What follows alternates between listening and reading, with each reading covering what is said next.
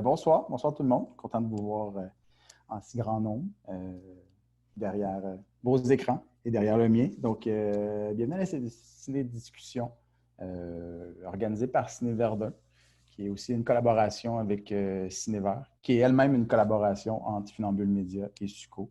Donc, merci pour l'organisation de cette discussion et pour aussi la projection du film Prison sans barreaux. Donc, vous avez eu la chance de voir le film probablement. Si vous avez pris un petit peu d'avance, vous avez vu la version courte de 52 minutes, malheureusement. Mais depuis 36-48 heures, Spira, on les remercie beaucoup d'avoir débloqué la version longue, donc la version originale, qui a avec tout le matériel dont les cinéastes avaient envie de nous partager. Donc, fantastique à ce niveau-là. Donc, j'espère que vous avez pu voir cette version-là et une version où on voit aussi un de nos invités plus en profondeur, donc M. Héroux, Dr. Héroux, qui est avec nous pour la discussion. Donc, je ne vais pas trop faire de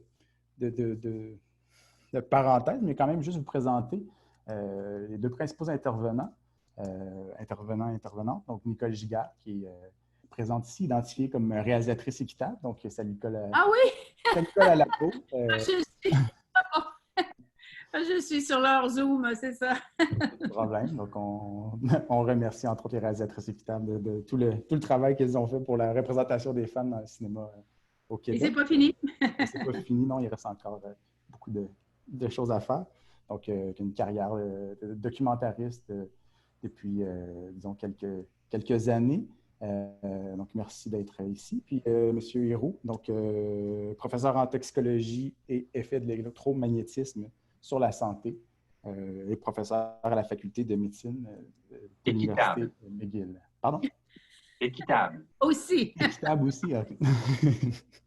D'accord.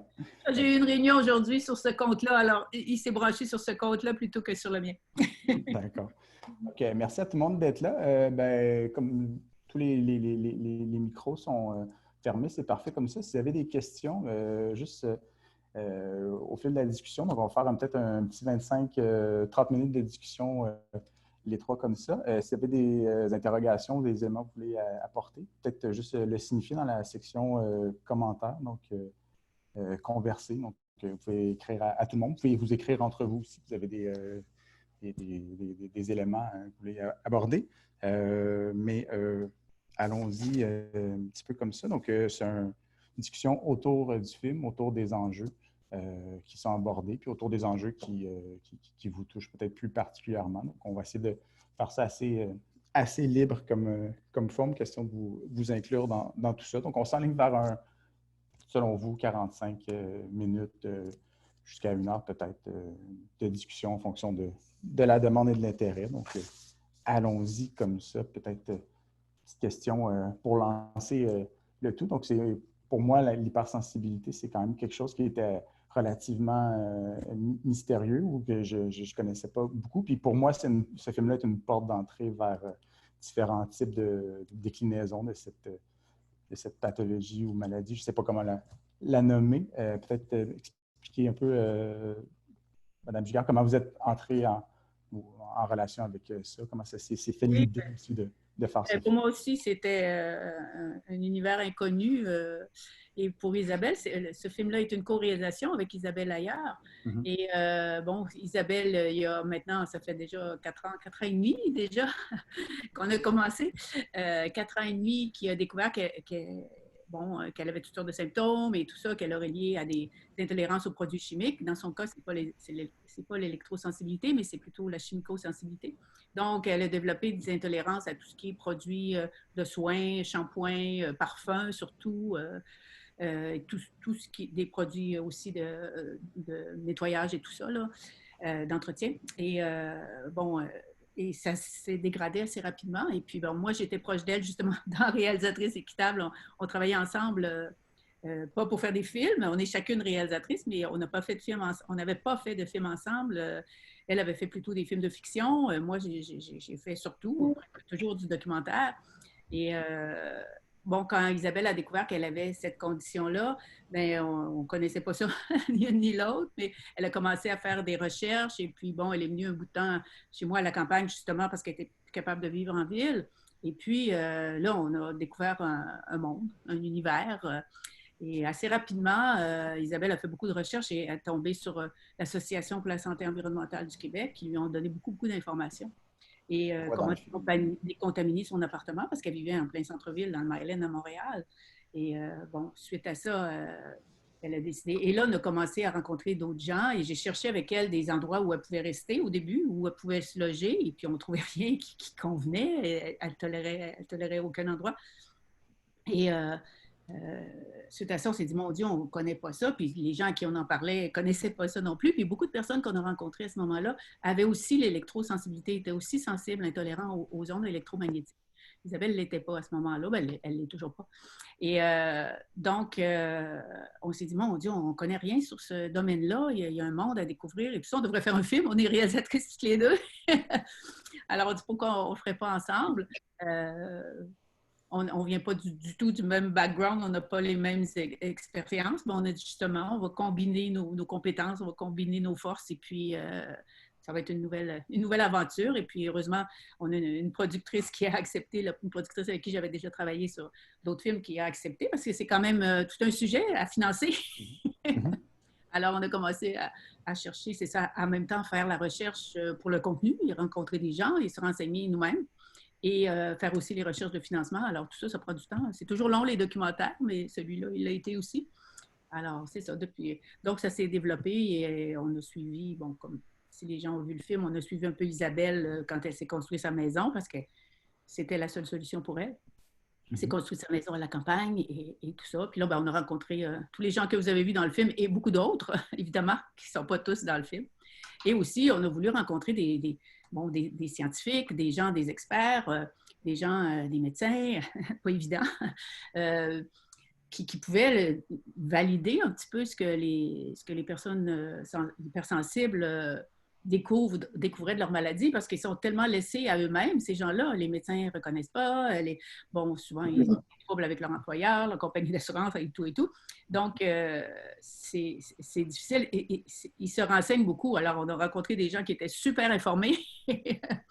Et ensuite, ben, on s'est renseignés nous aussi sur le sujet. Et puis, on a rencontré, bon, entre autres, M. Héroux et bon, les autres personnes qui sont dans le film. On est allé aussi en France parce qu'on trouvait que la France est un petit peu en avance sur nous, sur certains enjeux. Donc, on voulait un peu comparer, donner un exemple. Donc, on est allé aussi tourner en France.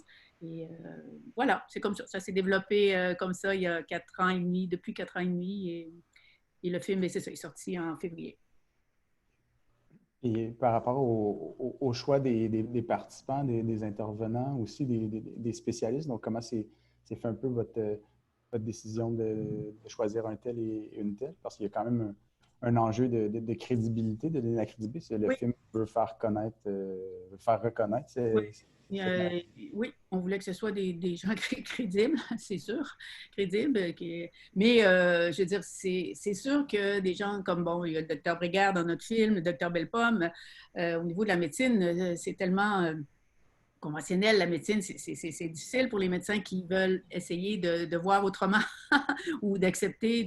C'est pas une maladie qui est reconnue c'est reconnu par l'OMS, c'est reconnu par les chartes des droits, mais c'est pas reconnu par le Collège des médecins. Donc, trouver un médecin qui va parler de ça, qui en soigne, il n'y en a pas des tonnes. Et ces médecins-là, autant Dr Brigard que Dr Bellepomme, ils sont contestés, ils sont controversés, mais ce sont quand même des experts dans le domaine. Donc, nous, on a pris quand même le choix de dire oui, on les veut, on veut que ce soit eux. Et dans le cas de M. Héroux, mais, il est pas mal tout seul comme expert. On l'a rencontré et puis bon, absolument, on tenait beaucoup à avoir sa présence dans le film.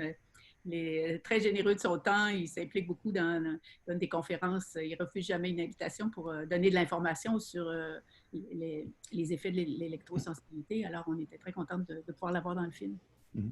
Ben, en fait, j'enverrai la balle un peu à M. Héroux présentement. Pour vous, d'embarquer dans le projet, ça représentait quoi? Parce qu'il y a aussi, vous devez faire confiance aux cinéastes qui sont là. Vous êtes déjà un petit peu contesté ici et là. Vous êtes victime de certains éléments. Donc, il y a quand même une part d'une volonté de toujours pouvoir justement garder cette crédibilité-là. Donc, à quel point vous avez eu certains questionnements avant d'embarquer dans le projet? Moi, j'étais au courant de cette question-là depuis des décennies. Oui. Contrairement aux réalisatrices qui, elles, se sont inaugurées dans ce domaine-là. Moi, je vivais avec ce problème-là depuis longtemps. Pour ce qui est des cliniciens, ce sont eux, dans le fond, qui sont persécutés parce que les scientifiques, nous, on n'a pas réellement d'association professionnelle qui peut nous taper sur les doigts. À l'intérieur de la science, c'est plus ou moins que votre opinion, c'est votre opinion et ça finit là.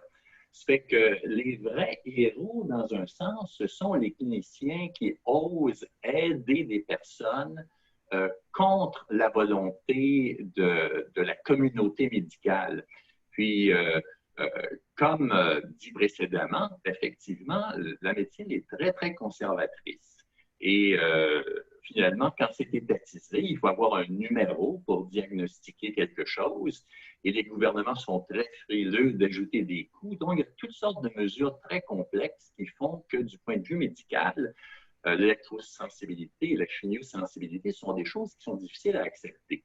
Mais pour moi, c'était quelque chose de très évident parce que mon historique, c'est que lorsque j'ai voulu investiguer moi-même si oui ou non l'électrosensibilité est réelle, j'ai fait mes propres tests et je me suis rendu compte que ce que disait Santé Canada et ce que disait l'industrie est absolument intenable du point de vue scientifique.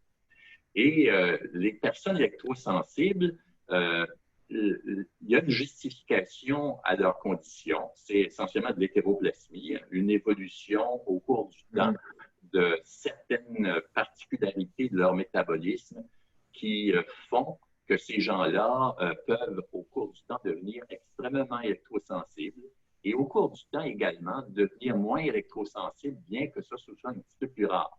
Donc, du point de vue scientifique, moi, je ne souffre pas de persécution. Le problème, c'est que de travailler dans un domaine où il n'y a pas un sou de subvention, ça revient à dire que, disons, que vos bouchées financièrement sont absolument libres, vides, ce qui fait que nos réalisatrices, qui, elles, ont été assez ingénieuses et intelligentes pour trouver du soutien pour ça, je devrais les féliciter. Oui, merci beaucoup à notre productrice aussi qui était très active, Pauline Voisin. On était en fait les trois dans ce bateau-là. Ben, oui, puis le financement, c'est un enjeu, bon, peut-être encore plus pour ce film, mais c'est un enjeu, je pense, perpétuel dans le cinéma. Oui. Donc, peut-être juste une question qui va un petit peu par rapport à ça. Donc, il y a une part de militantisme dans ce film-là. Comment on réussit à jongler avec la notion de documentaire qui, dans la tête de plusieurs, doit avoir un point de vue objectif, mais il y a toujours une part de subjectivité. Non. Nous, dès le départ, c'est justement des questions qu'on nous posait. Mais tous les gens que vous avez choisis, vos experts, ils sont tous du même bord. Vous ne donnez pas la parole à des gens qui les contestent. Puis nous autres, c'était clair au départ. On voulait donner la parole à des gens qui souffraient de cette condition-là, qui expliquent qu'est-ce que c'est parce que c'est une maladie. Et on voulait donner la parole à des experts qui valident ce que nos gens disent. Que oui, c'est une maladie, et pourquoi, et qu'est-ce qui se passe, et tout ça. Évidemment, on aurait pu aller beaucoup plus en profondeur. On a lu plein d'études, mais c'est un film, bon, c'est un premier film sur ce sujet-là, parce qu'on n'en a pas vu ici. On en a vu quelques-uns, des reportages, des courts-métrages, faits ici et là, en France, en Suisse, plusieurs de la Suisse. Aux États-Unis, mais nous autres, on voulait faire un film d'introduction au sujet. C'est assez large comme sujet aussi. Donc, c'est un film d'introduction. Si les gens veulent, après ça, se sentir interpellés ou aller plus loin, il y a toutes sortes de manières qu'ils peuvent le faire. Ils peuvent se renseigner, aller plus loin.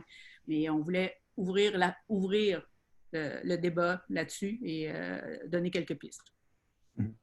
Puis il y a quand même une différence aussi entre la notion de reportage et la notion de cinéma. Donc, je pense que vous embrassez totalement le cinéma dans ce film-là. Il y a des recherches esthétiques aussi pour essayer de faire comprendre physiquement ou visuellement. Il y a un point de vue d'auteur parce qu'on a clairement établi qu'est-ce qu'on voulait montrer dans ce film-là et pas donner la parole à des gens qui vont dire le contraire.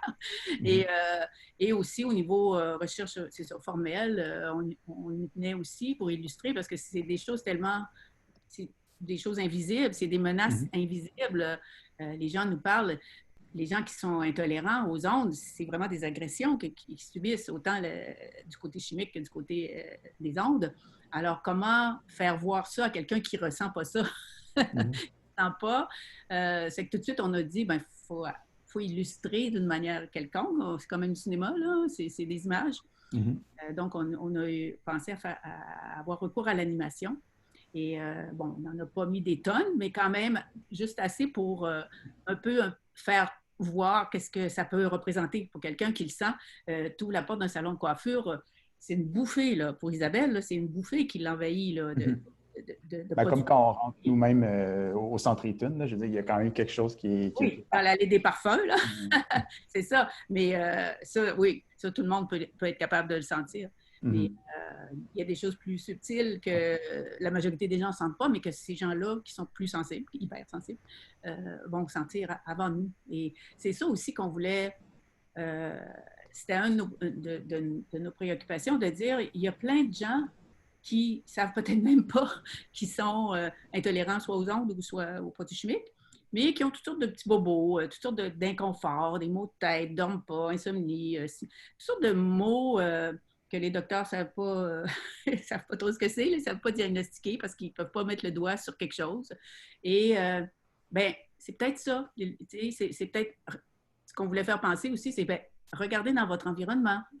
Est-ce qu'il y a une antenne, est-ce qu'il y a 25 compteurs communicants sur le mur derrière votre chambre?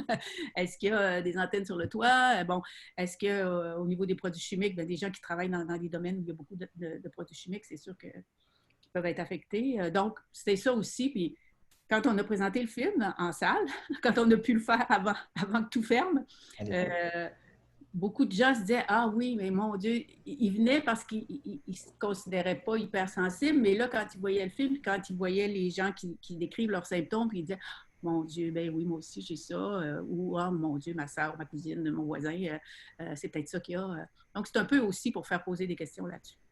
Parfait. On a eu de Lynx a remarqué qu'il y avait la deuxième co-réalisatrice qui s'était jointe Isabelle? À la salle. Donc, je la vois pas. Bonjour Isabelle. Je ne sais pas si tu es restée. Isabelle est là? Mais elle semble être là. Oui, elle m'avait dit qu'elle venait, mais je ne l'avais pas vue encore. Tu la vois? Oui? Je la vois, mais... Moi, je ne la vois pas. D'accord. Ben, salut Isabelle. Puis, ben, peut-être... On va répondre aussi. Oui, je ne sais pas si Isabelle est en mesure de... Ah, attends un peu, je pense que je viens de la voir. De répondre. Isabelle, elle a ses écouteurs. Bon, elle écoute. OK, continuons. Elle se joindra. Puis peut-être question pour M. Roux par rapport à justement cette représentation visuelle puis auditive du film, à quel point ça correspond ou ça peut vous être... ça peut correspondre à ce que vous expérimentez ou vous avez comme témoignage des gens. Juste allumer votre micro, s'il vous plaît. Pour ce qui est des effets visuels, moi, j'ai été impressionné par la sensibilité artistique des gens qui ont fait ça, parce que c'est tellement fréquent qu'on abuse de ça. Puis, dans ce film-là, ça a été très, très bien fait. Et je voudrais mentionner que c'est pas un film militant. C'est un film humain. C'est un film qu'on pourrait peut-être accuser d'être environnementaliste.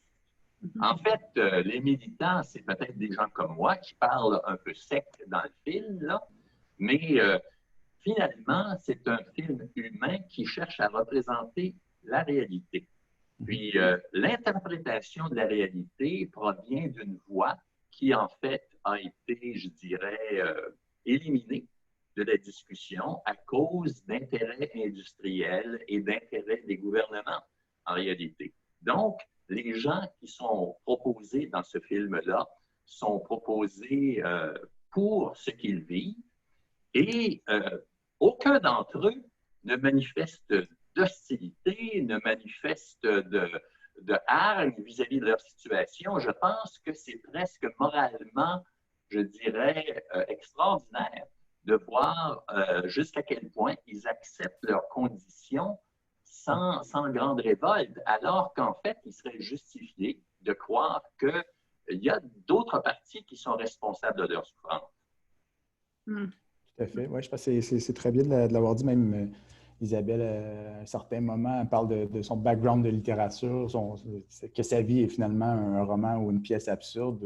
Puis elle a réussi à trouver un peu d'humour dans cette situation-là. Oui, c'est sûr, parce que c'est des conditions très difficiles. Isabelle, puis d'autres qu'on a aussi, Sylvain qui était dans une tente en plein hiver ou dans une roulotte parce qu'il ne trouve pas d'endroit convenable pour habiter. Et puis, bon, il n'y a pas les moyens de se construire une maison. Il y a pas, alors, non, il y en a qui ont vraiment des conditions. Ça, on a vu hein, des personnes qui étaient beaucoup plus à plaindre ou beaucoup plus mal prises que celles qu'on a montrées dans le film. On ne voulait pas non plus tomber trop dans le misérabilisme, faire pitié, c'est pas ça qu'on veut, là. Alors, c'est de doser tout ça, hein, mais on a rencontré toutes sortes de monde. Tout à fait. Ben, je pense que puis avec l'enfant aussi, on comprend très bien aussi parce que ce qui ressort beaucoup de tous les personnages, c'est l'isolement individuel. Donc, il y a Isabelle qui doit aller dans le bois, une qui doit déménager. L'enfant, mais finalement, se retrouve un peu seul jusqu'à temps qu'il réussisse à trouver un ami qui veut bien devenir son ami. Ouais, donc, on devrait beaucoup avoir un enfant parce que de plus en plus, hein, les écoles utilisent beaucoup le Wi-Fi. Tout est branché. Et il y a de plus en plus d'enfants qui souffrent d'intolérance aux ondes. Et puis, les commissions scolaires ne le reconnaissent pas. Le ministère de l'Éducation ne le reconnaît pas. Il y a pas de... Donc, c'est très difficile pour les enfants. Ça a été difficile d'en trouver aussi qui veulent témoigner, enfin, que les parents voulaient laisser témoigner parce qu'ils sont déjà très marginalisés, ces enfants-là. Donc, on a rencontré plusieurs qui disaient, ben moi, je ne veux pas que mon enfant soit dans un film comme ça, puis que tout le monde soit encore plus marginalisé à l'école et tout ça. Donc, mais on était content que finalement, Jayden et sa maman, Bonnie, acceptent de participer au film parce qu'il y en a de plus en plus des enfants. Il faudrait... Et quand on a présenté le film, il y a beaucoup de professeurs qui se disaient aussi, qui étaient inquiets de ça. Puis on voit qu'il a réussi à trouver une école où il y avait une économie, en tout cas, du Wi-Fi, mais que ce n'est pas généralisé, alors qu'en France, il semble y avoir un consensus là-dessus. Oui, c'est ça. Moi, il y a eu des questions ici et là, je pense qu'elles ont été à peu près répondues. Peut-être celle-là ici, bien, comment est reçu le sujet à chaque fois que vous présentez le film? Donc, vous avez réussi à le présenter quelques fois en salle. Souvent, ça a été accompagné aussi de discussions. Donc, ça, c'est toujours intéressant. Pas que le film n'est pas autonome en lui-même, mais ça permet aussi d'aller... Oui, parce qu'on s'est rendu compte que les gens avaient beaucoup de questions et suite au film. Et tu sais ça, toutes les fois qu'on l'a présenté, on a eu la chance de le présenter aussi pendant une semaine à Montréal avec toujours des discussions après avec différentes personnes. On l'a présenté à Québec aussi 2 soirs, puis on l'a présenté à Trois-Rivières 2 soirs. Donc, les gens avaient beaucoup de questions. Beaucoup de questions suite à ça. Nos experts, M. Héroux est venu d'ailleurs. Les gens avaient beaucoup de questions. Ça discutait longtemps après le film. Alors, on a vu que le sujet vraiment préoccupe beaucoup de monde. Ouais. Et les gens veulent s'informer. D'ailleurs, je t'ai dit, ça serait assez important là, de donner aussi, il y a des sites Internet où les gens peuvent se renseigner et tout ça. En tout cas, on pourra parler un petit peu plus tard si tu veux. Parce que je pense que les gens, ils se posent des questions, puis ben, on ne dit pas tout dans le film, on ne peut pas tout dire. Donc, c'est ça, il y a des sites très développés, le site de l'Association pour la santé environnementale du Québec qui peut donner beaucoup de renseignements. Il y a aussi le site pour l'électrosensibilité, c'est le Rassemblement Électrosensibilité Québec. C'est tous des sites Internet où il y a beaucoup d'informations. Et puis, pour des actions, bon, on peut en parler aussi. Pour des actions, il y a des pétitions, il y a toutes sortes d'actions pour les gens qui veulent un peu s'investir et participer. Il y a des groupes de Stop 5G un peu partout, à Montréal et bien sûr à Sutton, à Val-David, à Granby. Il y en a un peu partout. Alors, les gens peuvent se joindre et puis avoir de l'information. Puis, il y a toutes sortes d'actions qui se passent aussi.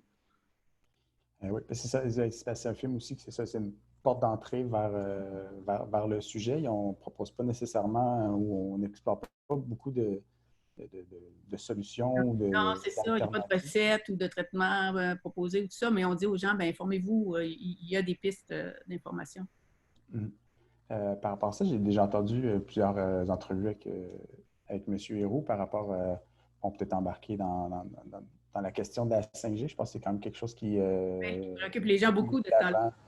Ces temps-ci, pour différentes raisons.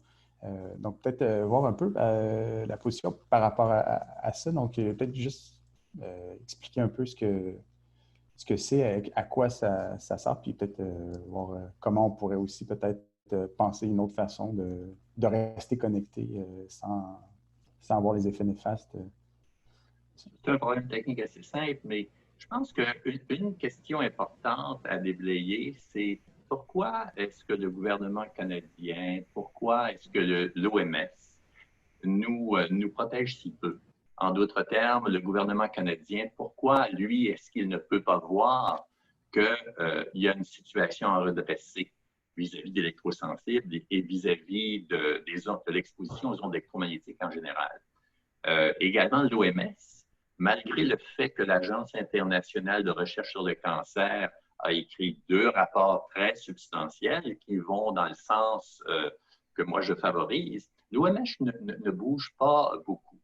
Et ce qu'il faut comprendre, c'est que ces grosses organisations-là, comme le gouvernement fédéral, l'OMS, n'ont pas nécessairement la personnalité que les gens assument. En d'autres termes, l'OMS, c'est une organisation politique. Le fait qu'ils aient santé dans leur nom, ça ne veut pas dire autant de choses que ce que les gens pourraient croire. Si on regarde le comportement de l'OMS vis-à-vis d'autres problèmes critiques, comme par exemple l'uranium, depleted uranium, là, essentiellement, à certains moments donnés, l'OMS se met en accord avec l'industrie pour cacher des problèmes. Et ça, l'OMS a été très critiquée là-dessus. Et finalement, au tout début, l'OMS, lorsqu'elle avait une réputation, il y avait 20% de ces fonds qui provenaient d'organisations, je dirais, spécifiques. Maintenant, c'est rendu 80%. En d'autres termes, les gouvernements ont des contributions à l'OMS régulières et inévitables qui sont 20% de leur budget. Et en réalité, leur budget actuellement est dominé par des contributions dirigées vers certains problèmes. Ça veut dire ça qu'ils s'adressent de manière politique à la santé. Et c'est très important de réaliser ça. Et quand on est en politique, on ne veut pas déranger trop de monde. Notre gouvernement fédéral, lui, recueille beaucoup d'argent, environ 1 milliard par année, en louant l'environnement électromagnétique.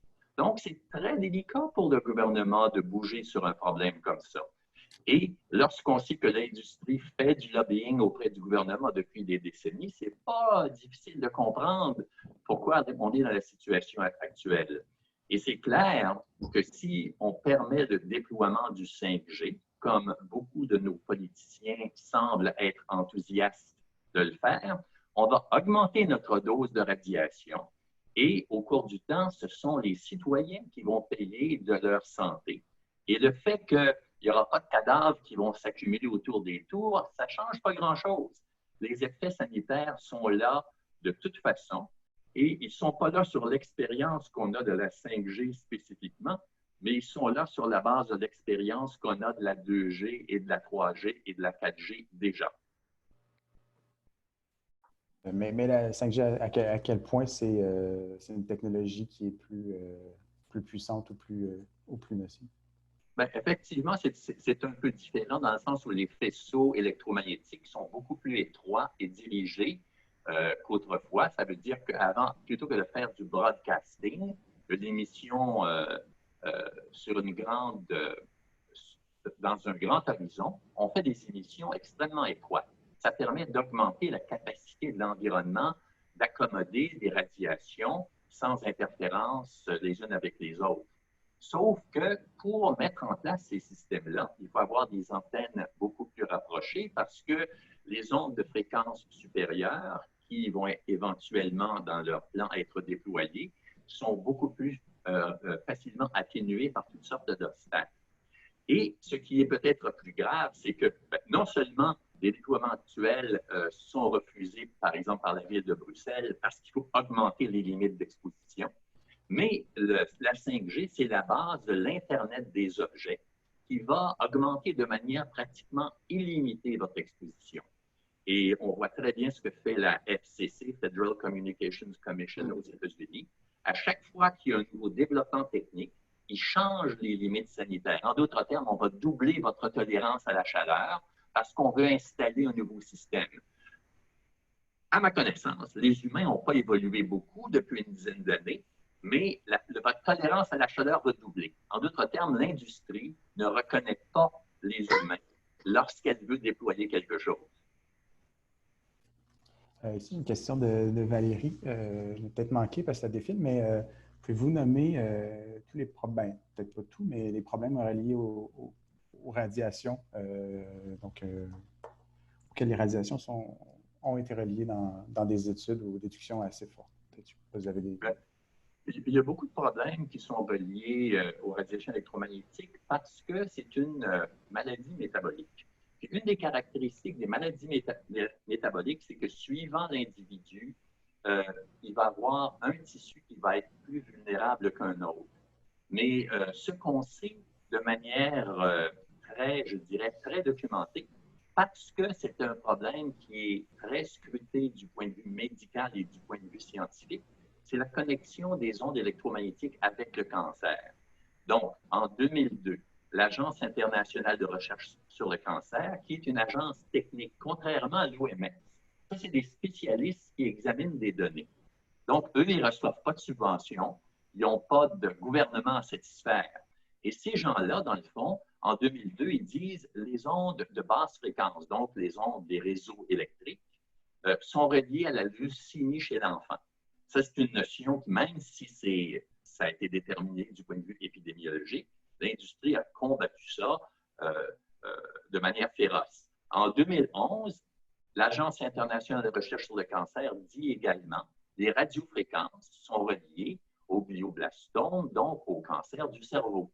Et bien, encore là, l'industrie dit que c'est impossible, que ce sont des erreurs. Donc, l'industrie s'improvise comme expert dans le domaine de la santé, mais pour des motifs purement de leur propre intérêt, des motifs commerciaux.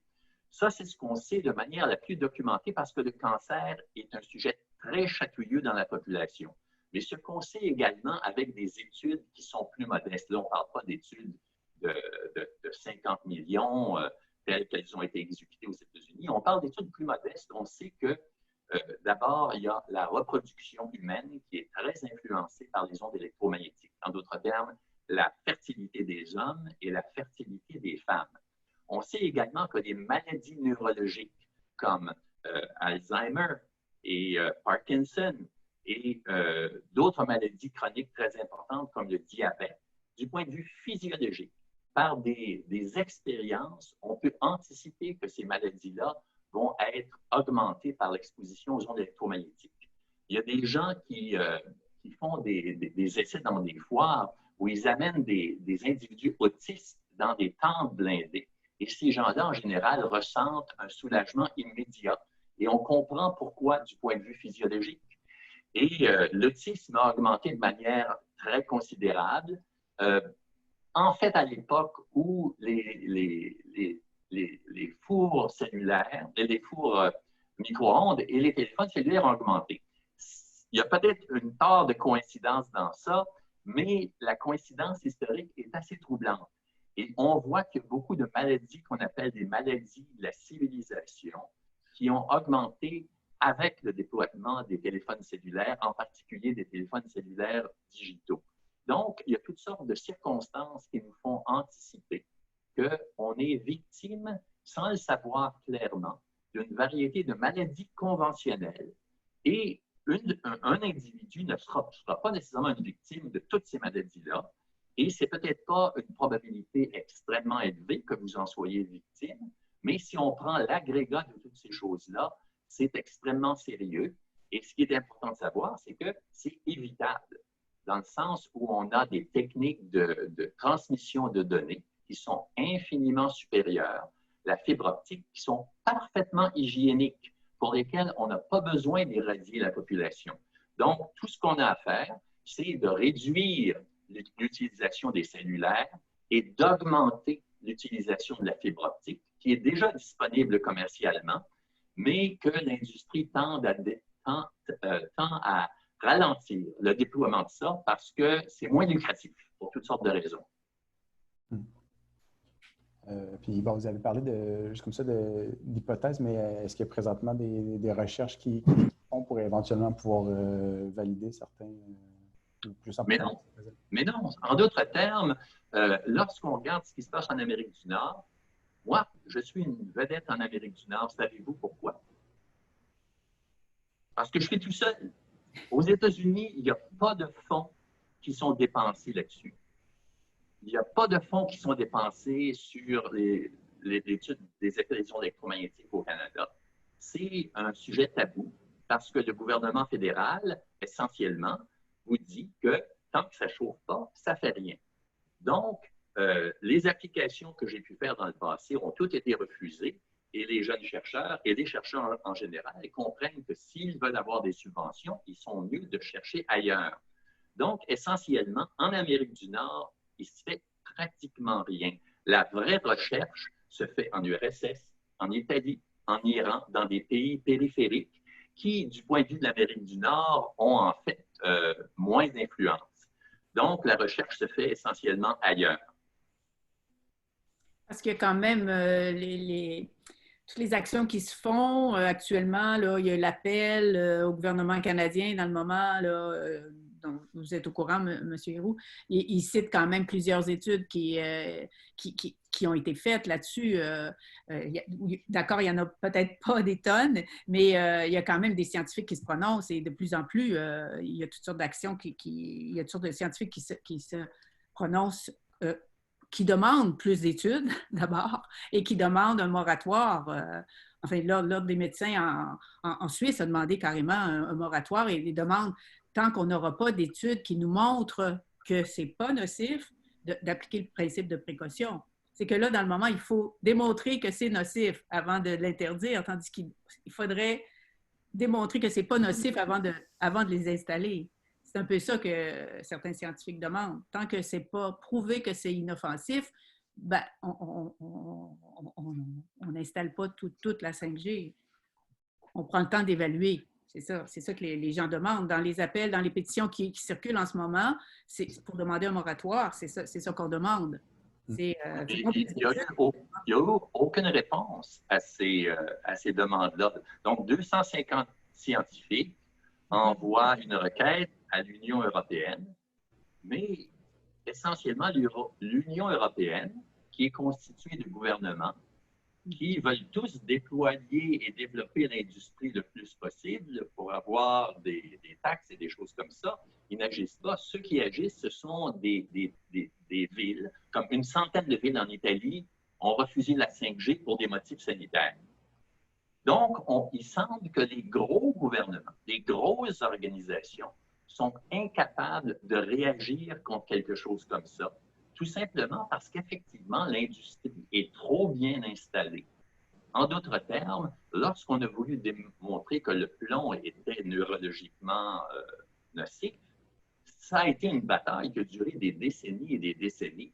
Et encore aujourd'hui, Sherwin-Williams, qui a été condamné à des milliards de dommages en Californie, ben, ils ont des avocats pour continuer la lutte, même si tout le monde sait que c'est nocif.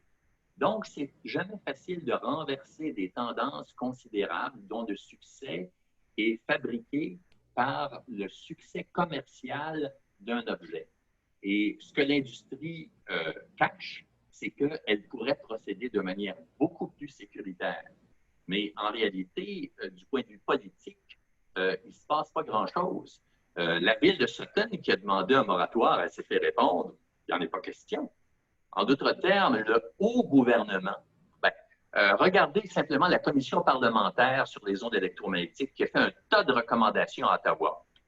Toutes les recommandations ont été absolument ignorées. Parce que dans le haut gouvernement, qui a des motifs, je dirais, supérieurs, ils ne peuvent pas recevoir une demande comme ça. Bien là, vous ne donnez pas beaucoup d'espoir. Mais s'il y a de plus en plus de gens qui s'informent et qui sont au courant et qui font des demandes, je veux dire, c'est peut-être le seul moyen que ça bouge. On a rencontré M. Cicolella, qui est un toxicologue en Europe et qui, lui, il a fondé un réseau environnemental parce qu'il dit le seul moyen de faire bouger les études, les gens ne les lisent pas, les études scientifiques, il faut qu'il y ait des mouvements citoyens et que les gens s'impliquent. Tant qu'on se laisse tout passer sur le dos, évidemment, c'est les gros intérêts commerciaux qui vont toujours gagner. Alors, lui disait, il faut justement que tout le monde s'implique, que tout le monde se renseigne et que ça devienne une cause qui rejoint tout le monde, populaire, en fait. Parce que, juste comme vous dites, des scientifiques, ça, vous nous l'avez déjà dit, les études qu'on fait, ou même s'il n'y en a pas beaucoup, mais les seules études, ça ne se rend pas jusqu'au monde, ça ne se rend pas jusqu'au grand public. Alors, il faut qu'à un moment donné, qu'il y ait beaucoup de monde qui soit conscientisé puis qui demande, comme là, qui demande un moratoire ou qui demande d'avoir des preuves que ce soit inoffensif. Ben, enfin, j'ose croire que ça peut donner quelque chose. Sinon, c'est trop décourageant. Je suis d'accord avec lui, c'est qu'effectivement, là, périodiquement, occasionnellement, il faut rappeler au gouvernement qu'on est là. Parce que les gouvernements peuvent oublier pour qui ils travaillent, parce qu'ils sont très occupés à toutes sortes de choses. Et malheureusement, dans des questions comme celle-là, lorsqu'il y a une industrie puissante qui essaie de leur présenter une certaine image qui n'est pas nécessairement la vérité, si le public ne le fait pas, ça ne sera pas possible d'éviter les problèmes qui sont associés. Et je reviens toujours à ce que Hunter Biden, le fils du candidat actuel du Parti démocrate, a dit. Lui, son frère en est mort, puis lui, il dit, si ça ne vient pas de la population, nous, les gouvernements, on ne peut rien faire. Donc, il faut que les gens, comme Sutton ou d'autres municipalités, parlent haut et fort pour dire on ne veut pas de cette situation-là. Parce que en deçà de ça, ça va être tout simplement l'industrie qui va séduire je dirais, des politiciens peu informés en leur promettant de grosses redevances et de gros profits. Mais justement, j'embarquerai là-dessus pour dire aux gens, en tout cas, qui veulent s'informer et s'impliquer, qu'il y a des mouvements Stop 5G un peu partout. Alors qu'ils peuvent aller soit sur Facebook ou sur les sites Internet et trouver ces mouvements-là et puis s'impliquer chacun dans les communautés. Je sais qu'à Montréal, il y a un groupe, à Granby, à Val-David, il y en a dans différentes villes. Alors, c'est le temps de s'impliquer. C'est revenu dans les questions. Je voulais relayer parce que ça semble une demande récurrente. Vous avez parlé d'accès à l'information, tout ça. Il y a quand même beaucoup de personnes qui demandent où puis-je avoir accès aux études, peut-être à vos travaux aussi, M. Héroux. Donc, peut-être répondre à ça. Comment on peut où on peut trouver ces renseignements-là? Oui, bien, sur les sites, je les ai nommés brièvement tout à l'heure, mais sur le site de l'Association pour la santé environnementale du Québec, il y a beaucoup d'informations sur ce que c'est l'hypersensibilité, sur des moyens de rendre nos maisons plus saines et tout ça. Le site, effectivement, Maison Saine aussi, c'est un magazine, mais il y a beaucoup d'articles. Maison Saine, ça s'appelle Maison Saine ou Maison du 21e siècle. Et pour l'électrosensibilité, il y a le Rassemblement d'électrosensibilité Québec. Alors, en tapant ces mots-là, et le rapport, bien, il y a des... M. Héroux va pouvoir plus en parler que moi, mais le rapport Bio-Initiative, c'est quand même tout un groupe de spécialistes là, qui ont publié des choses. Il y a quand même beaucoup de choses de publier. En allant sur ces sites-là, on peut y avoir accès. Et sur les groupes de Stop 5G aussi, il y a des liens qui nous mènent à des études. Celle de M. Héroux, je ne sais pas, je vais le laisser répondre. Effectivement, il y a beaucoup d'informations sur l'Internet. Il y a des sites qui sont, disons, assez anciens, qui ont fait un bon travail d'organiser tout ça ensemble. Il y en a un de Environmental Health Trust, qui est en anglais, bien sûr. L'avantage du site du Rassemblement d'électrosensibilité Québec, c'est que c'est en français, naturellement. Mais la plupart des références, naturellement, sont en anglais.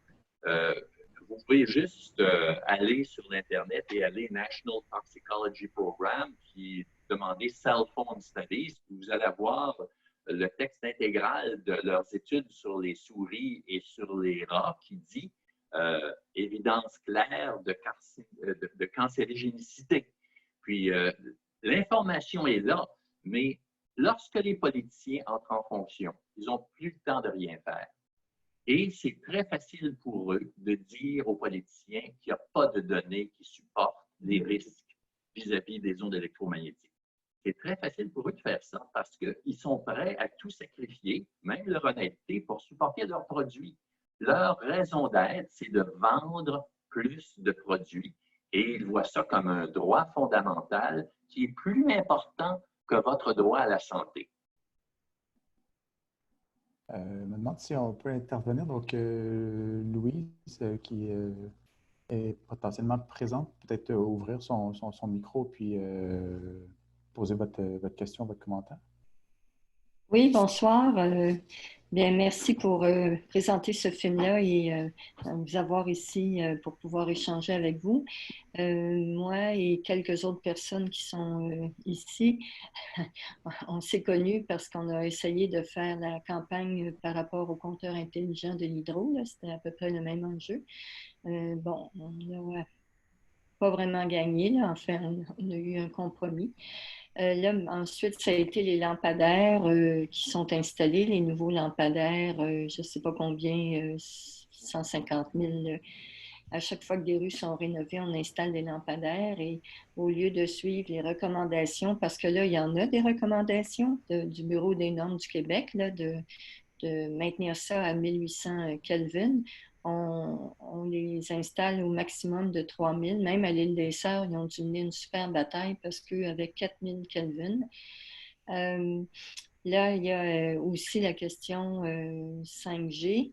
Bon, on a mentionné la campagne. Je soulignerais que la revue Relations fait un dossier sur l'intelligence artificielle maintenant.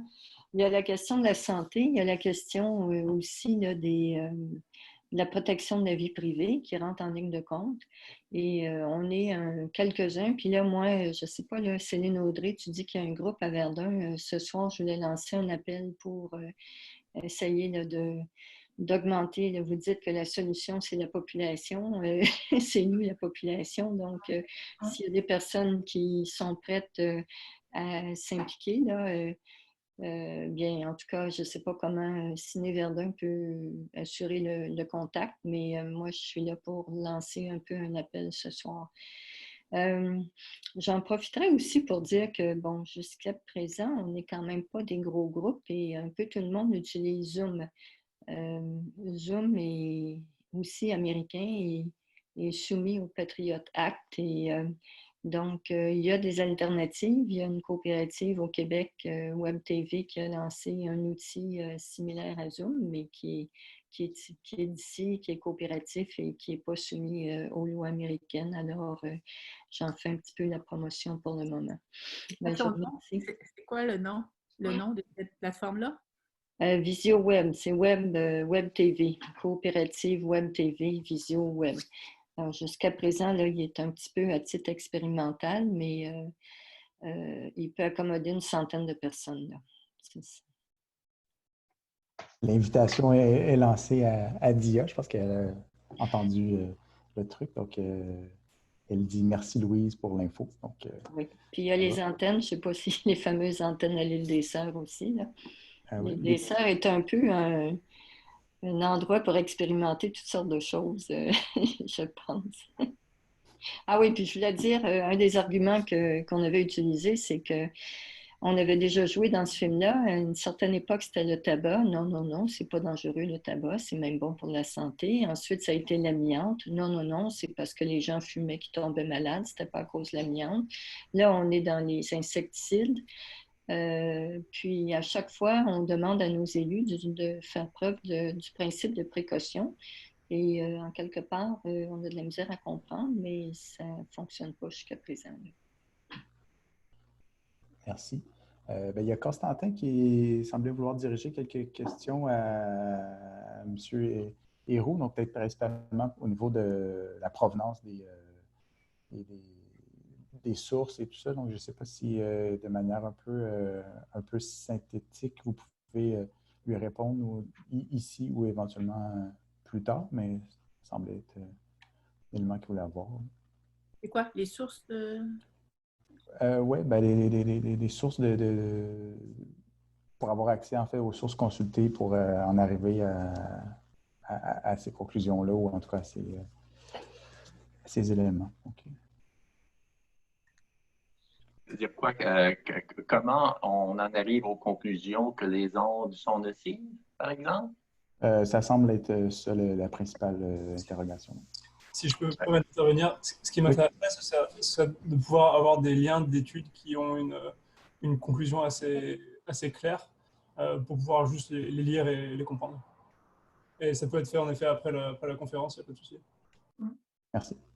Mais sur tous les sites que j'ai nommés et sur tous les sites dont on a parlé, il y a plein de références, hein, puis il y a des liens qu'on peut cliquer. On a les références pour les études aussi. En réalité, il y a une question importante, c'est qu'il y a une littérature riche qui montre les effets sanitaires de ces ondes-là. Contre ça, il y a une industrie qui nie devant les élus qu'il n'y a aucun risque. Et ils basent leur vision sur je dirais des assemblages de documents qui ont été faits par l'Institut des ingénieurs en électricité et en électronique. Ce ne sont pas des gens de santé, ça, c'est des gens qui voulaient pousser une industrie.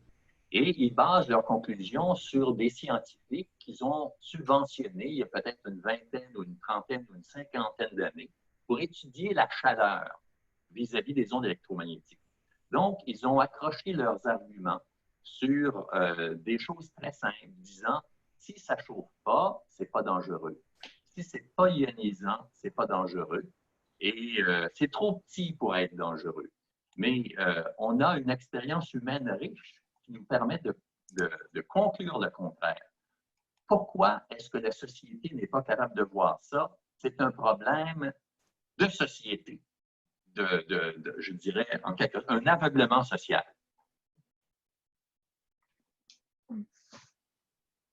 D'accord. Puis peut-être, je vois Lynn qui lève la main. Okay. Est-ce que je peux dire quelque chose? Peut-être juste passer à Lynn avant, puis après ça, je vais revenir à vous, Mme la Parfait. Juste ouvrez votre micro, Mme Lebeau. OK. Oui. Je voulais demander à Dr. Héroux s'il connaît ça. Est-ce qu'il y a un lien entre l'encéphalomyélite myalgique, la fibromyalgie et l'hypersensibilité chimique? Toutes ces maladies-là, dans le fond, ce sont des maladies qui sont comprises comme étant des maladies qui viennent du système bioénergétique, en d'autres termes, des mitochondries. Donc, toutes ces maladies-là ont une certaine intersection entre elles. Mais étant donné ce que j'ai mentionné plus tôt, qui s'appelle l'hétéroplasmie, c'est qu'à l'intérieur de vos cellules, il y a une population de mitochondries qui peuvent évoluer en quelque sorte comme un microcosme. Puis dans différents tissus, ça peut évoluer différemment. Et donc, c'est pour ça que toutes ces maladies métaboliques-là peuvent avoir des recoupements entre elles et que parce que dans l'environnement actuel, il y a des polluants chimiques, des polluants électromagnétiques et ce qu'on appelle des disrupteurs hormonaux, toutes ces choses-là, en fait, contribuent au fait que la réduction de la vie utile des humains dans notre société est en train de diminuer parce qu'on n'a pas été assez sage. Un peu comme on a réchauffé la planète, on a pollué la planète avec divers ingrédients. Donc, la réponse, c'est qu'effectivement, du point de vue physiologique, il y a une relation, par exemple, entre la fibromyalgie et la sensibilité électromagnétique, l'hypersensibilité électromagnétique. Mais on n'a pas des connaissances, je dirais, suffisamment détaillées pour pouvoir régler ces problèmes-là. Mais on pense que l'intersection existe entre ces maladies-là. Merci. Hubert? Oui. Hubert, si je peux dire quelque chose? Oui. Moi, j'aimerais inviter Isabelle, qui est là, qui fait beaucoup de recherches sur justement sur l'intolérance aux produits chimiques. Donc, je pense qu'elle est pas mal renseignée sur ces sujets-là. Isabelle, pourrais-tu dire quelque chose là-dessus? Juste ouvrir ton micro, Ouvre Isabelle. ton micro. Oui, bonjour, bonjour tout le monde. Moi, je suis Isabelle Ayard, la co-réalisatrice du film.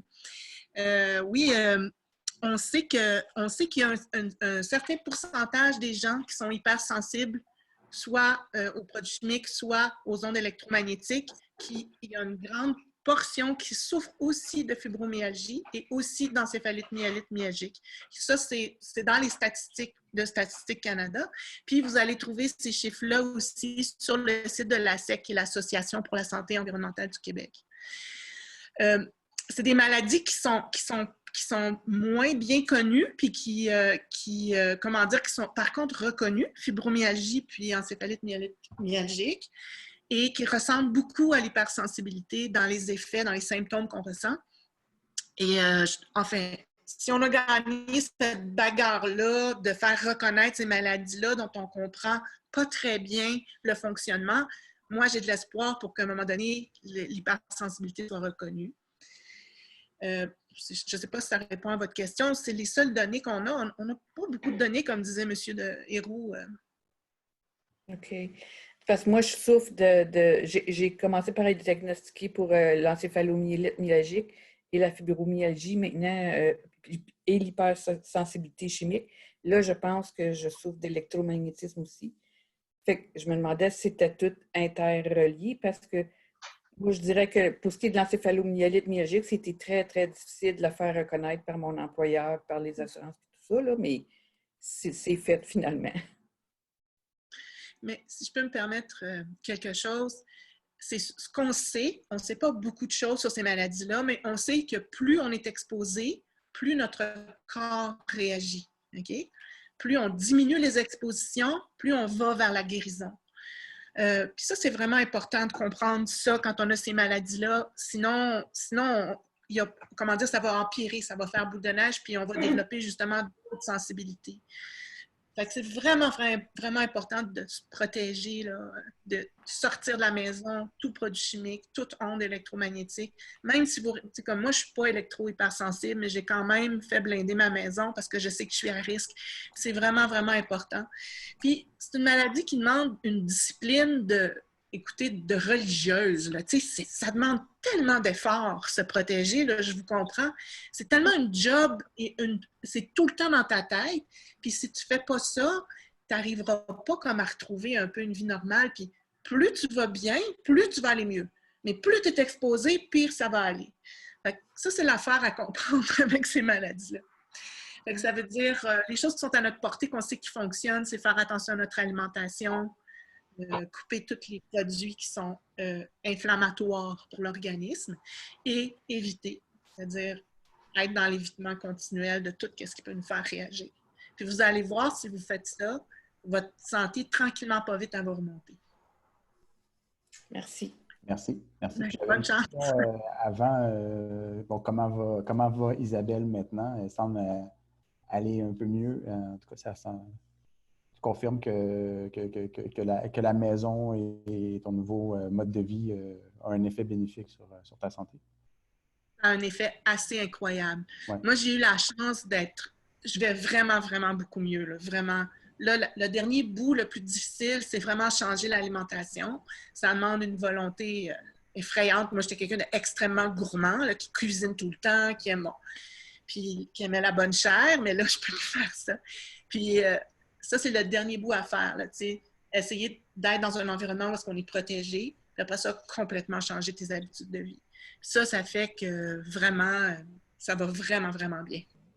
Puis j'ai eu la chance de rencontrer rapidement des gens qui m'ont dit rapidement, fais ça. J'ai des amis qui sont malades depuis 20 ans, qui ont tellement été exposés à répétition que c'est très difficile pour ces personnes-là de remonter. Moi, on me l'a dit rapidement, en quelques années, en 3-4 ans, là, ça fait 5 ans que j'ai été diagnostiquée. Là, tu vois, en 5 ans, j'ai réussi à me retirer suffisamment de la société puis faire assez d'efforts pour me remonter ma santé. Là, le problème, c'est pas moi, parce que moi, j'ai des sous, j'ai des moyens. Le problème, c'est toutes les personnes qui n'ont pas assez de sous pour comme, créer cette bulle de protection autour d'eux. C'est vraiment là qu'on a besoin d'une reconnaissance de la maladie par la santé publique puis, au Québec, puis qu'on a besoin d'aider ces personnes-là, de créer des zones blanches, de créer des villages, comme ce que la SEC essaie de faire, pour que ces gens-là soient protégés puis commencent à guérir, commencent à aller mieux. Là, je distribue les paroles. Il y avait Ginette Leclerc avant, et puis après ça, on va aller avec Cathy. T'oublies pas.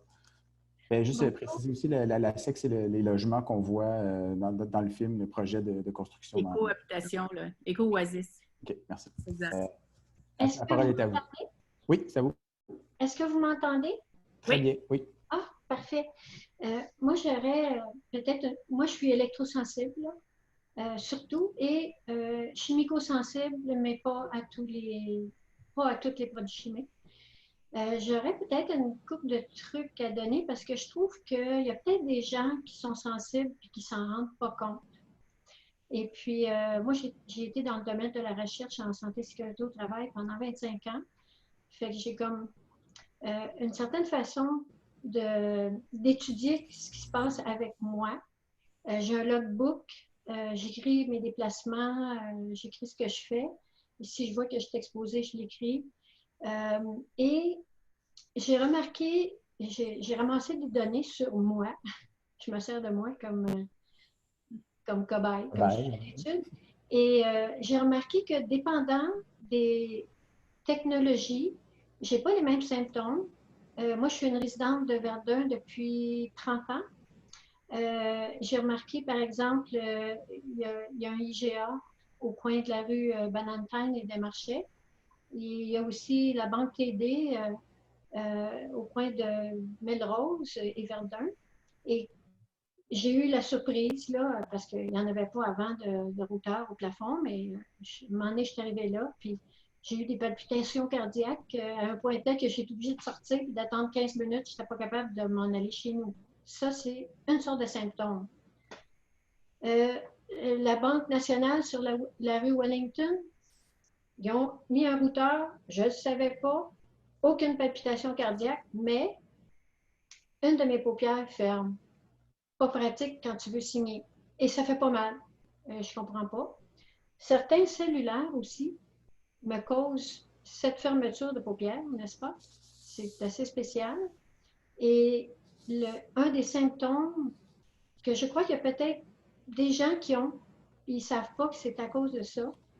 Et c'est à cause de ce symptôme-là que j'ai découvert ce qui se passait avec moi et grâce à quelqu'un qui m'a fait cliquer, c'est qu'à un moment donné, j'ai commencé à ne pas dormir la nuit, à faire de l'anxiété. Même des fois, je me levais le matin, puis je pleurais, puis je ne savais même pas pourquoi. Là.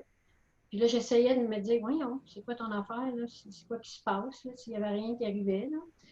Et à un moment donné, moi, j'ai la réputation dans la famille, mes amis, tout ça, je suis madame aux lunettes roses, toujours positive, toujours trouver quelque chose de positif dans tout.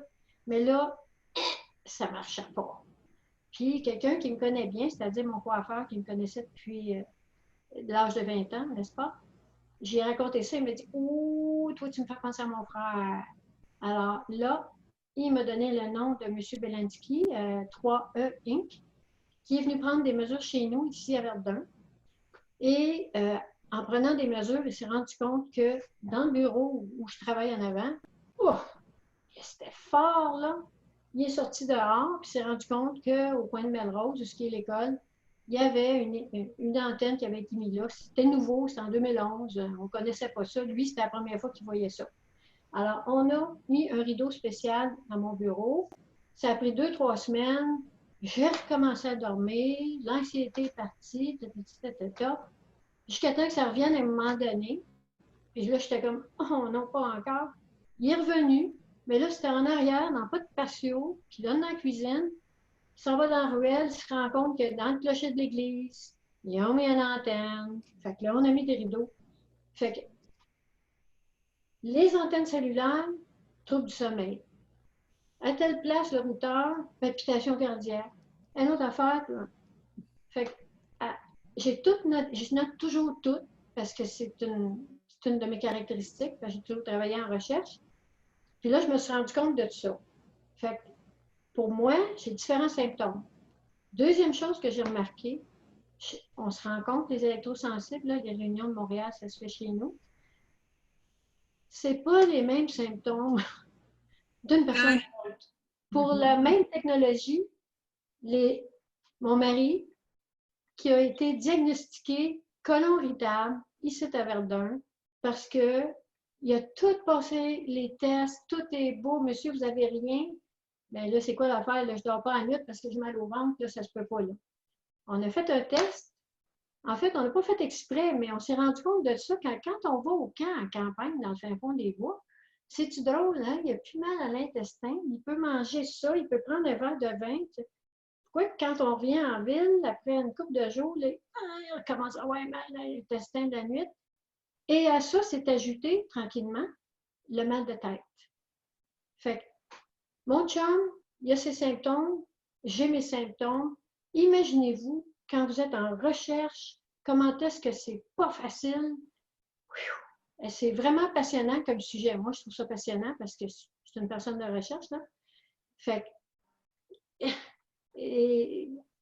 faites attention, portez attention. Si jamais vous avez des problèmes que vous n'aviez pas avant, que vous posez des questions, des troubles de concentration, ça, c'est le meilleur. Là. À un moment donné, il y a des gens qui venaient chez nous avec cellulaire. Puis ces gens-là restaient, mettons, une dizaine de minutes. Puis là, ils cherchaient une adresse, tout ça. Bon. Et quand ils repartaient, là, je n'étais plus capable de me concentrer. Je sortais du bureau, là, je m'en allais chercher quelque chose à l'ordinateur, un crayon, whatever. Là, je rentrais dans la pièce. Je ne savais même pas pourquoi que j'étais rentrée là. Comme quelqu'un qui fait peut-être de l'Alzheimer, là, je ne sais pas si c'est ça. Là. Puis là, je me suis rendu compte que c'était les cellulaires qui me font ça. Pour rendre ça encore plus compliqué, c'est pas toutes les cellulaires. Fait que là, il faudrait que je prenne la marque. À chaque fois, c'est incroyable. C'est tellement passionnant comme sujet de recherche. J'aimerais tellement avoir 18 ans, là. C'est pas compliqué, là. Moi, je ferais une maîtrise et un doctorat là-dessus si je pouvais. Juste avec les données que j'ai là, ça fait depuis 2011 que j'ai mon logbook, que je marque tous mes déplacements. Même si je ne sais pas qu'il y avait quelque chose, j'ai été là. Quand je prends une marche, voilà. Puis là, mais elle n'a pas le choix, il faut rester ici, il faut travailler encore, je ne peux pas m'en aller dans le fin fond des bois, il faut que je gagne ma vie. Là. Fait que là, quand on parle de confinement, vous savez, la mode en ce moment, c'est le COVID, là. Ben, ça fait longtemps qu'on est confinés, nous autres, là. Moi, quand je veux prendre une marche, là, il faut que j'aille voir sur Internet, vous irez voir ça, là, la carte des antennes cellulaires du Canada. Canadian Cellular Tower Map. Rentrez votre adresse, là, ou rentrez la ville, là. Là, vous allez toutes les voir. Alors, moi, quand je prends une marche, il faut que je fasse attention. Je passe par, OK, je prends des marchés ici, je peux monter jusque-là, mais après ça, non. Madame Leclerc, désolé. Je veux pas, je vous coupe, mais c'est parce que dans le fil, en fait, puis j'ai quand même deux autres personnes. Oh, OK, c'est beau. Mais en tout cas, checkez votre affaire. Ouais. Et puis, Madame Lynn, je ne sais pas c'est comment chez vous, mais moi, j'essaierais de voir s'il n'y aurait pas quelqu'un qui pourrait y aller chez vous mesurer comme M. Belansky de 3E, puis faire filer votre maison au lieu d'avoir des routeurs. Moi, je checkerais. Essayez de vous en aller en campagne où il n'y a pas de routeur pour 2-3 semaines, juste pour voir comment vous allez aller. Parce que nous autres, quand on va en campagne, ça prend 2-3 nuits, puis après, on va mieux. Parfait. Ben, merci. Ben, moi, merci ce que je comprends de aussi... m'avoir donné la parole, puis j'espère que ça va aider les gens.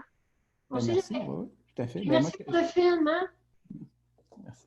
Puis ce que je comprends aussi des choses des témoignages ou tout ça, c'est l'importance du réseau puis de l'accès à ces groupes d'aide. Je pense qu'Isabelle, c'est ça qui est arrivé aussi. Tu as eu accès assez rapidement à des solutions, ou en tout cas des alternatives. Donc, je pense que c'est important. Peut-être on pourra mettre l'information sur le groupe précis qui a permis, parce que je pense que la question du réseau peut être important à ce niveau-là. Je vais juste passer la parole à Cathy, peut-être faire le plus bref possible. Mais... Oui, ça devrait être assez bref. Juste, dans le fond, faire un petit lien pour... moi aussi, je souffre du syndrome de fatigue chronique et de fibromyalgie. Je ne suis pas encore officiellement diagnostiquée comme étant électrosensible ou chimiosensible, mais je ne serais tellement pas étonnée, là. Et je voulais juste mentionner une chose pour pas que vous ayez trop d'espoir, dans le fond, Madame Ayer, c'est que même si l'électrosensibilité ou le côté chimique électrosensible va être reconnu, ça vous amènera pas plus d'avantages. Je veux dire, j'ai beau souffrir de fibromyalgie et de syndrome de fatigue chronique, j'ai pas plus droit à être reconnu invalide. Dans le fond, je peux travailler à temps partiel pour l'instant parce que c'est en train de changer. Là. Tu sais, j'ai pas plus de compensation pour autant. Là. Fait que, en tout cas, je veux juste pas que vous ayez trop d'espoir là-dessus. Mais effectivement, ça serait déjà un premier pas. Ça, je vous comprends. Puis, tu sais, ça a beau être reconnu, la fibromyalgie, il y a encore des tas de médecins qui disent « mais moi, j'y crois pas ». Puis moi, je leur dis « ben moi non plus, j'y crois pas, mais je vis avec ». Là, fait que c'est ça. Puis, et juste pour faire un lien aussi avec ce que vient de dire Mme Ginette, je pense, oui, Mme Leclerc, c'est ça, c'est que dans le fond, ben oui, c'est totalement fou les symptômes qu'on peut avoir, quelles que soient les trois maladies dont je parle. Puis, je suis retombée sur un texte que j'ai fait à propos de la fibromyalgie l'autre jour qui disait clairement, je me suis fait sourire moi-même, que dans le fond, si on inventait des symptômes, ben, au moins on inventerait des symptômes un peu plus crédibles. T'sais. Je veux dire, on est peut-être, on est malade, mais on n'est pas idiot. Là. Je veux dire, ça ne nous enlève pas notre quotient intellectuel. J'en viens à ma question maintenant, qui est dans le fond quelque chose que j'ai vraiment adoré dans le film. Alors, je m'excuse, je ne me rappellerai jamais son nom, mais je pense que c'est le monsieur qui fait de la flûte, dans le fond, le monsieur flûtiste, qui parle à un moment donné, qui dit ben moi, j'aimerais bien ça, devenir plus fort. Il dit, mais je ne peux pas. Et justement, ma question était dans ce sens-là, parce qu'on on le voit bien hein, dans le reportage. Alors, l'autre dame, dont évidemment je ne me rappelle pas le nom, mais qui a fait blinder sa maison, puis qui de nouveau est comme très exposée, puis qui a dit, mais je ne peux pas la faire blinder plus, ma maison. Donc, ça, c'est ce que je vais appeler, dans le fond, s'adapter à sa problématique et adapter son environnement ou essayer de le faire du mieux possible.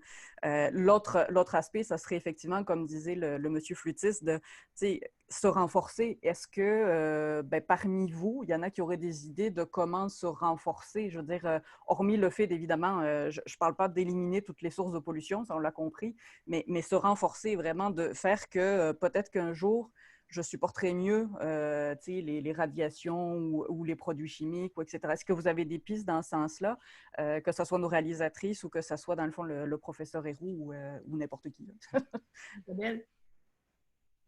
Mais malheureusement, il n'y a pas de remède miracle. On n'a aucune piste de solution. Il y a toutes sortes de traitements qui existent plus ou moins farfelus, en tout cas, qui ont parfois, c'est ça, qui fonctionnent pour certaines personnes, ne fonctionnent pas pour d'autres. Puis je pense qu'il y a beaucoup, comment dire, de personnes farfelues là-dedans. Il faut vraiment faire attention. C'est sûr qu'une hygiène de vie radicalement, drastiquement, je veux dire, ça va faire une différence. C'est faire de l'exercice. C'est-à-dire, améliorer ta santé générale va faire que tu vas moins souffrir de cette maladie-là. C'est la seule chose qu'on sait qui fonctionne. Je voulais revenir sur ce que vous disiez par rapport à la reconnaissance. C'est sûr que le fait, si, par exemple, l'hypersensibilité était reconnue comme la fibromyalgie puis l'encéphalite myélite myalgique, ce que moi j'aurais en plus, c'est que je ne me ferais pas comme taxer d'avoir des problèmes de santé mentale en pleine radio, comme ça a été le cas lors de la sortie du film. Ma famille, mes amis accorderaient plus de crédibilité à la maladie que j'ai. Ça, c'est un élément vraiment important. C'est une maladie... tu ne peux pas en sortir si tu n'as pas de réseau, si tu n'as pas d'aide autour de toi. Si ta famille comme t'abandonne complètement en disant ben là, il faut juste qu'elle aille prendre des pilules, des antidépresseurs, qu'elle faire soigner son problème de TOC, là, de trouble obsessionnel compulsif, ben l'autre danger de cette maladie, c'est ça, c'est l'isolement, puis c'est une espèce de descente dans l'isolement, la solitude. T'sais. Fait que moi, j'espère que cette maladie-là va être reconnue, ne serait-ce que pour ça, ne serait-ce que pour rassurer mon entourage par rapport à ça puis aux autres qui ont ça. sais pas si vous voulez rajouter quelque chose, Nicole ou M. Héroux. Paul, allez-y. Pour ce qui est des ondes électromagnétiques, une chose qu'on sait, c'est que d'acheter un petit instrument et de mesurer les expositions et de les réduire, soit par des méthodes qui ne coûtent rien ou qui coûtent très peu, c'est pas mal efficace. En d'autres termes, un petit appareil, il y a maintenant des appareils qui sont quand même assez mignons, là, 150 $, vous allez mesurer tous les champs. Vous pouvez avoir des enregistrements pendant 24 heures en continu, puis télécharger ça dans votre ordinateur. C'est vraiment un gros progrès par rapport aux petits appareils qu'on achetait autrefois qui avaient une série de lettres de différentes couleurs. Donc, ça, c'est un progrès. Vous avez maintenant des choses qui peuvent vous donner des lectures, qui vous permettent d'apprécier ce que c'est votre environnement.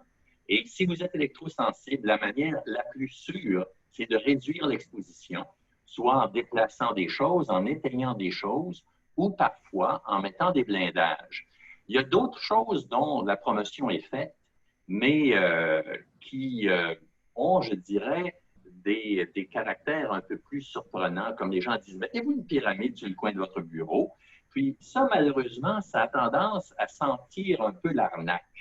Et moi, je dis toujours aux gens, méfiez-vous de ces choses-là, gardez votre argent, essayez de conserver vos ressources pour vous protéger de choses que vous pouvez mesurer, que ce soit des produits chimiques ou que ce soit des champs électromagnétiques. Donc, avec des données plus objectives, je pense que vous pouvez arriver à des résultats plus durables. Mais naturellement, l'environnement électromagnétique en particulier est très labile. Si vous vous protégez, qu'on vient installer une tour 5G devant votre maison, bien, ça détruit une grande partie des précautions que vous avez prises. Il n'y a pas de conseils pour se renforcer, mais pour peut-être faiblir un petit peu. Il y en a, mais je dirais que les conseils pour se renforcer sont un peu trop, je dirais, incertains du point de vue de leurs résultats. Comme par exemple, il y a beaucoup de ces maladies-là qui dépendent des radicaux libres. Les radicaux libres, c'est quelque chose qui attaque l'organisme. Donc, on pourrait croire que de réduire les radicaux libres en prenant des antioxydants va réduire nos symptômes. Mais ce qu'on sait également, c'est que les radicaux libres, c'est également un message à l'intérieur de la physiologie humaine. Donc, il y a certains individus qui sont électrosensibles, qui se blindent complètement, qui se sentent moins bien, parce qu'ils ont éteint en quelque sorte, dans la compréhension qu'on a, les mécanismes qu'on appelle hormétiques de défense de l'organisme contre l'agresseur. Donc, si on était plus intelligent scientifiquement, on pourrait probablement faire des choses plus efficaces. À l'heure actuelle, moi, ce que je pense, vous pouvez essayer des antioxydants.